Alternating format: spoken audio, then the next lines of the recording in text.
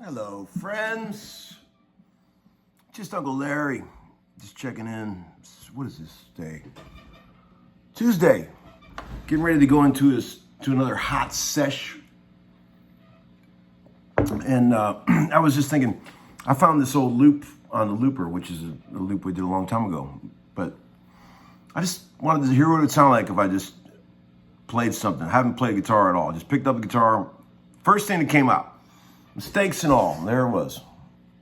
I do like that old loop though. But man, hot stuff coming in from the contest. Lots of submissions. A lot of good stuff, you guys. Very cool. Let's go through some of these comments here on this last video. Here's one. The first one I look at says, "Brave man, gonna be a lot of suck ass videos to watch." Man, you know, what a shit attitude, right? I mean, imagine going through a day like that. Man, my wife I can't get along with my wife. She's a bitch. It's like, really? She's a bitch? Oh, yeah. Okay, let's get into some other stuff here. I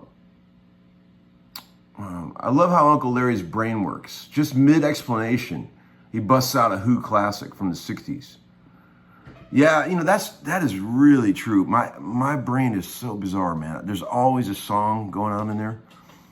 And sometimes it's not a song that I want to be in there, and it's just stuck in there. Oh, I cannot get rid of it. sometimes I'll have some horrible song just get stuck in my brain and I just can't fucking get rid of it. One guy said, audio is way better on this new phone. Of course, there's always that guy, right? There's always that guy. The video looks better, you know. These videos are free, kids. Don't forget that. Let's see. I was trying to work something out, and my daughter said it sounded like I was murdering a whale. I guess I will sit this one out. Yeah, that's probably a good idea. Bending is hard, man. Bending is so... See, people don't realize how hard it is to bend in tune. I mean, I've seen very few guitar players that can truly bend in tune. It is really difficult. As a matter of fact, here's something that can throw me way off. Like in the studio, see, my whole style of playing and all of my muscle memory is built on a set of 10s at standard tuning, right? So all of my reflex bending that I just do by total nature, you know, is all at that pressure level. So sometimes in the studio, there'll be a song like an E flat, and you know, I'll have to tune the whole guitar down. I have stuff to play it, and then they'll say, "Yeah, do a quick solo," and I'll go to do a solo that has a lot of bends, and man, I'm bending totally out of tune because I'm so not used to that string tension. Even that half step makes a huge difference, and that can really fuck me up. So sometimes, like, I'll just retune the guitar back to the key of E, even if the song is in the key of E flat, just to do the solo, because I just can't bend in tune in another tuning, you know. And very few people can. It's really hard, man. That's why I'm so excited to bring this bending back. Here's another guy. Make bends great again. We know they've always been great, but sadly many got convinced otherwise by quote-unquote virtuosos in gamer chairs that call them boomer bends. The best bends never get old. You know, yeah, that's true. You know, I don't think that kid that said all that stuff really even meant it, you know. I've checked out some of their music. He's a really good guitar player. But one thing that popped into mind when I was watching it was that I'll bet the lines to the men's bathroom at their shows are extremely long. But see, that's the thing about bending. Bending is sexy. Women like it. You know, girls like when someone bends strings and they can feel it. Because it reminds them of the human voice, you know.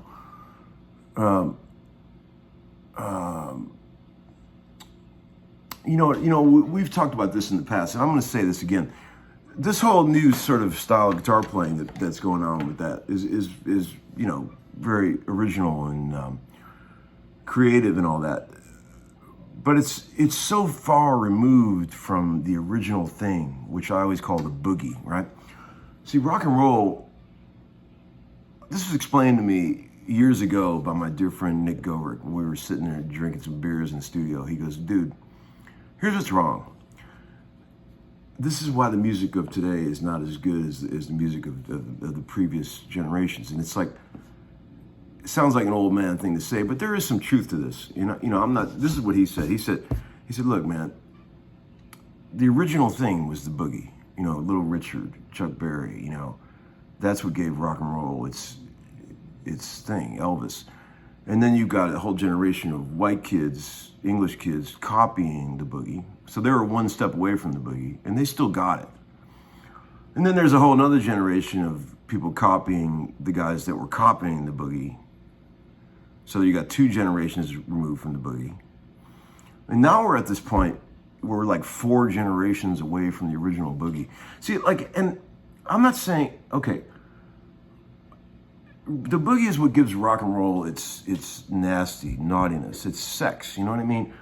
And, you know, I think nobody out there would disagree with the fact that that's one of the great things about rock and roll is the naughtiness, right? But when shit gets so cerebral that it loses all the boogie, then, you know, people are turned off by it. Now, I will go as far as to say that there's some music that I like that has zero boogie, like Genesis, for example, or Yes, and other things. But in general, I have to have a little bit of rock boogie in my rock and roll. The original, I'm just saying, for me to even feel anything. When I was a kid in high school, I remember, Rush was really big, and they were considered to be only liked by males, very cerebral music. But, young white kids were into it, right? And I feel the same way about a lot of the stuff that's happening now. It's strictly aimed at that demographic, which is great. But I don't know. I think that's why it loses me a little bit. You know what I mean? But who cares what I think? I'm just an old, beaten up old man, But I'm just trying to explain maybe some of the things that you guys might be feeling when you hear this stuff, right?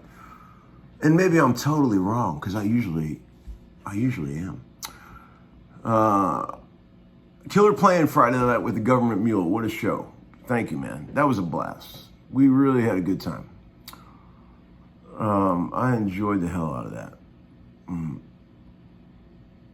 If they ever came back into town, I would go do that again. That would be fun. What are we doing today? Oh, today's day 2 of a Dan Huff session at Blackbird. We had a good time yesterday. We got into the weeds. I was going to bring up this one thing that I think is really important to bring up. People have asked me questions along these lines, like, are you ever really challenged on sessions? Does things ever come along that really challenge you to the ends of your ability? And I'm not trying to sound cocky, but that doesn't happen very often, because I've just been doing this for so long, and I know what's coming, and I can see things coming. But every once in a while, something will be very challenging to me, I'll find it's usually something that doesn't sound very hard at all. Like, you'd listen to it and go, oh, that's not hard. And you go to try to do it, and it's like, holy shit, this is way harder than I thought it was. Those are the things that get you on a session. You think, oh, this is gonna be easy. And then you go in there, and a lot of times what gets you is the endurance of having to play something over and over and over. It starts to wear out certain muscles. Like, it may be a simple part, but when you have to do it for an hour and a half straight, it becomes complicated. We had a song yesterday, and it was just a real simple song, but I had to really think, and had to really pull from my experience to really get through this, because let me see if I can remember how the groove was. Okay, and this is what I'm about to tell you. It might really help you. Okay, let me see if I can remember the groove. It was like,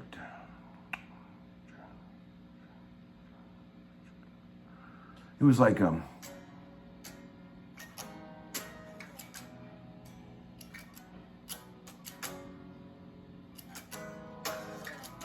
a groove like that, like 1 and 2 and 3 and 4. There was something where there was very few downbeats, right? And most of what I was playing was in the holes of downbeats. It was either upbeats or pushed. And what ends up happening sometimes when you got something like that going is that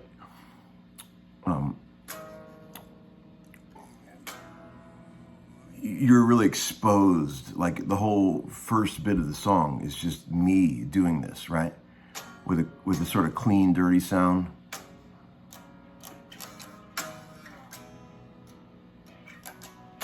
It was something like that. I can't remember the exact groove, but when you're that exposed and that naked out front and for a long period of time, man, like, every little thing that you do that's not in the pocket, or like any little string squeak or anything, is so noticeable. That's what gets you in the studio, man. I mean, it's the microscope of like how exposed you are sometimes. You know, when a band is rocking and there's a lot of noise going on, you can hide little things in there that aren't exactly perfect and they don't sound bad. It doesn't ruin the record. But when it's just you, lonely you out front with maybe a loop and a vocal, I mean, it is like harrowing at times, you know. And then you got Dan Huff in there, engineering, who's got like the most amazing sense of tuning, time. Like if something's not grooving, he knows it. You know what I'm saying? And so there's a lot of pressure there, you know. And I got it. You know, it took several takes, you know, but I got it. And I wasn't getting nervous or anything like that. I knew I was going to get it, but it just took longer than I thought it was going to take. And it reminded me a bit of what my friend John Jarvis told me, who's the greatest musician that I've ever played with, still to this day, on any instrument. John sometimes watches the show if you're out there. Hey, John. He said the best piece of musical advice he ever got, when I asked him, what's the best piece of musical advice you ever got from a producer? He said that Barry Beckett told him, when you're playing a groove, even if you're playing upbeats, always think about the downbeat. So even if your part has nothing to do with downbeats that you're playing, if you're playing all upbeats, still think about the downbeats. Because what happens if you get too inside on all those upbeats, you're going to start pushing and pulling the groove. But if you're always thinking in terms of downbeats, even when you're playing upbeats, they're going to be in the groove, right? Okay, these are very, very finite things. And a lot of people out there that are like intermediate guitar players, we're not even, this means nothing, and it shouldn't mean anything. I'm talking about the guys that are in the studio trying to get shit on a track, you know.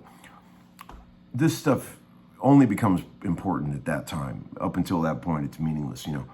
But yeah, so I've been doing that lately. I've been thinking more in terms of downbeats, you know, and it helps get through some of those types of things, you know. I'm talking about the infinitesimal shit here that you have to deal with sometimes in the studio. And that's the shit that really gets you, man. I'm just saying. So here's that loop. It's like, let's see. Let me see if there's anything else in the VCB, because we got to get to that.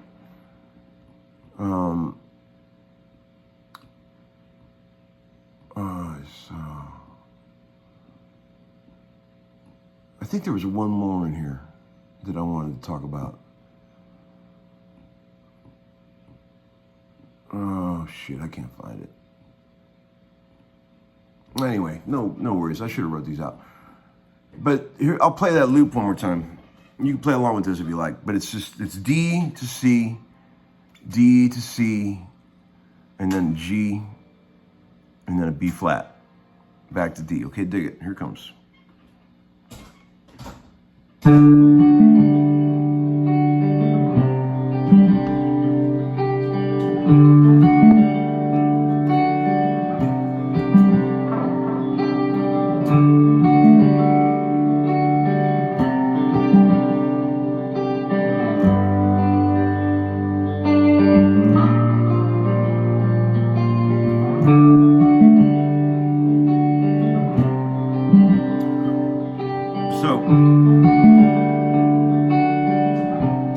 The B flat has some naughtiness in it. It's not just a straight B flat. It's like I imposed like a couple naughty notes in there. It's like a C over B flat. But the cool thing about this loop, it took me a minute to figure this out. But like this part's simple, you know. D to C, right? We're good.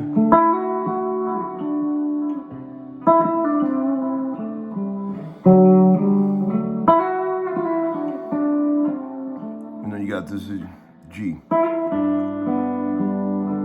But on this chord, it's a tricky little transition to get back to the D major. And I was looking for certain notes that I couldn't find, but then I realized all those cool notes are really in an F major scale.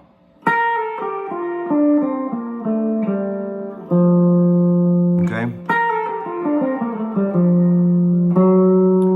And then that leads back to the D. So like So dig this. I'm gonna play along with the loop one time, and I'm gonna really emphasize the F major scale on that last chord right before it goes back to the 1. Okay, just so you can see what I'm talking about.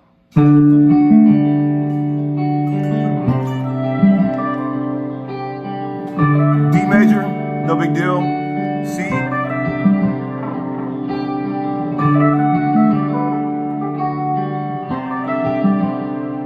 G major.